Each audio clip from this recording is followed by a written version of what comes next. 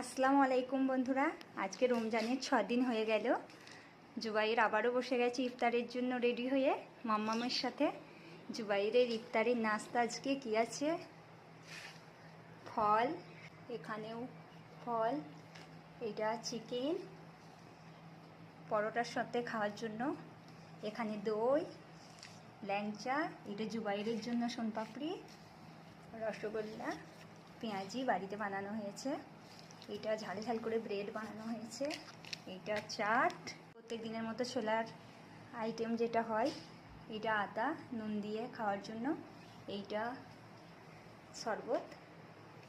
কেমন হয়েছে জুবাইরের ইফতারের নাস্তা প্লিজ কমেন্টে জানাবেন। জুবাইর ইফতার শুরু করে দিয়েছে মাম্মামের সাথে। আজকে 6টা রোজা, দেখতে দেখতেই রোজা 6টা হয়ে গেল। জুবাইর সব কটা রোজাই রাখছে, কেমনভাবে ইফতার করছে দেখুন।